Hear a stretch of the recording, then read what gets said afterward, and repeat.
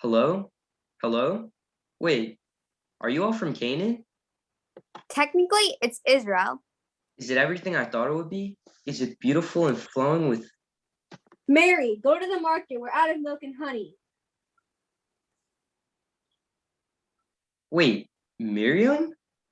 Hi, Mary. Hi. Oh, What up, sis?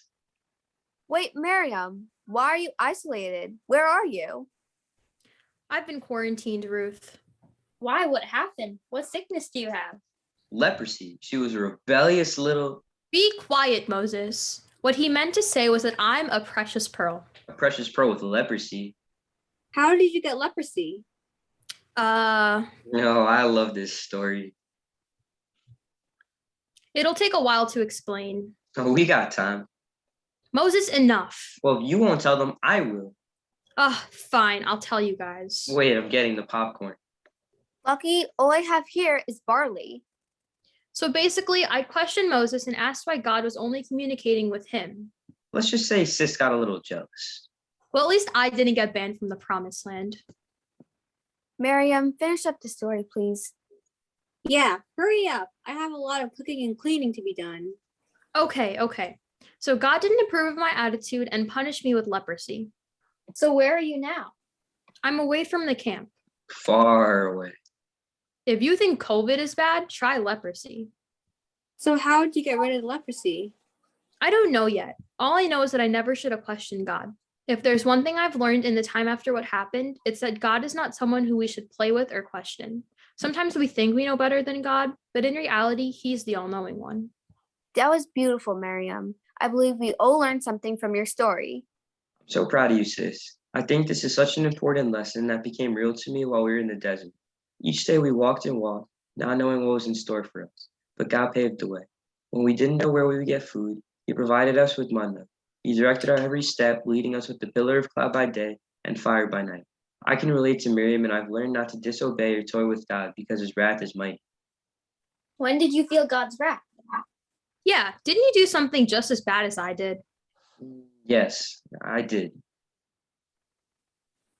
It was when we were wandering in the desert and had no water. I remember that. We were parched. I am talking now, Miriam. Calm down, Moses. Well, as I was saying, we had no water in the desert.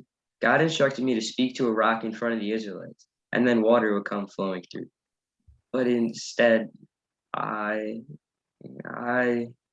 You what? He struck the rock twice. Miriam, this is my story to tell. And yes, I did strike the rock twice. Why? I was angry. You tried dealing with a bunch of grumpy, complaining Israelites.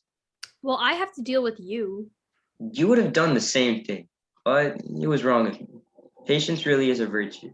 We have to learn to control our anger, just like God does with us. Can you imagine how many times we would have been killed if God wasn't patient?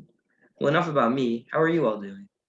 I'm good, but looking at Esther, it seems like she's doing better than I am. I mean, look at that castle. Oh, guys, I still can't believe I live here. I would have never imagined this is where God would want to put me. I think if anyone was supposed to be queen, it's you. I mean, you look so good in that crown.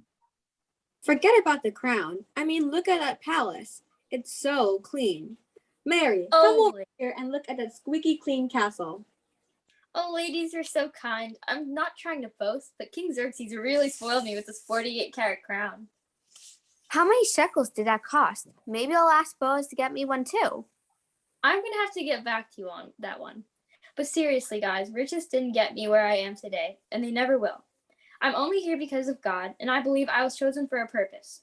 My people were about to be executed because they were Jews. My identity was hidden at the time for fear of my life.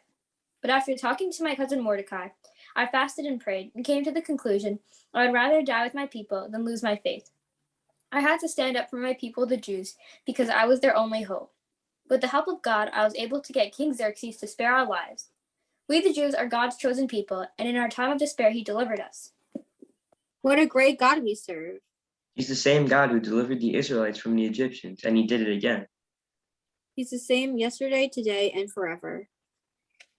If I may add one more thing, it's always better to do the right thing, even if it means your life is on the line, because God will always look out for us. Wow, Esther, I really admire you so much for the risk you took.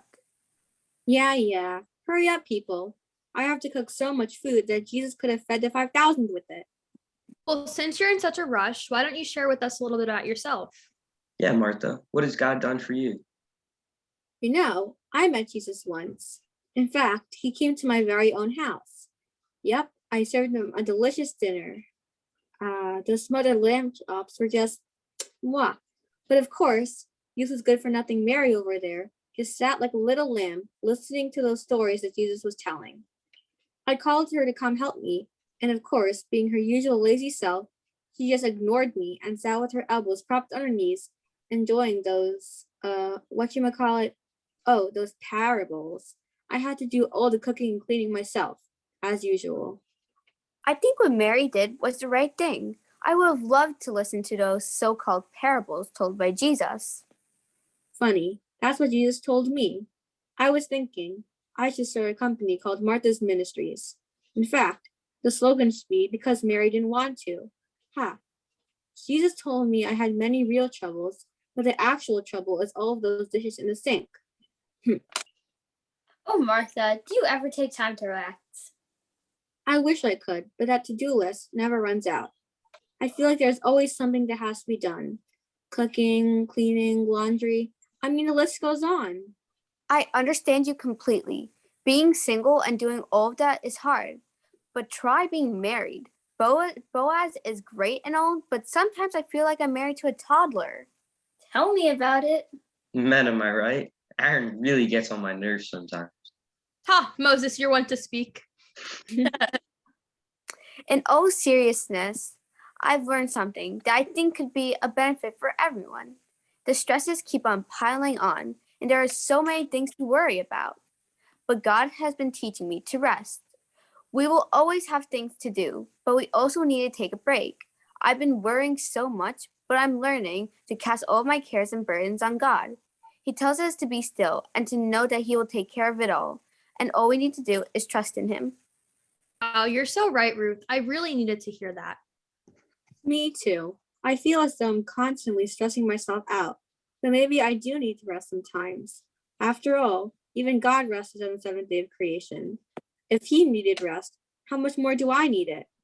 Yes, exactly. If only I had learned this lesson a while ago, I could have experienced more from all the stories that Jesus told. Well, Martha, you still can experience them. Just open the scriptures and an adventure begins. You're right, Ruth. I definitely will. Right after the Zoom meeting. I was going to cook, but after what I heard today, I think takeout will be just fine. That's the spirit, Martha. I heard the fish in Bethany are exquisite. Yes, maybe I'll order some from a place Lazarus was telling me about. Well, my brothers and sisters, I'm being called for a feast in the palace right now, so I'm gonna have to leave. Okay, it was nice seeing everyone. We should do this Bye. more often. Mhm. Yeah, totally. Bye, everyone. Bye. Bye. Yes.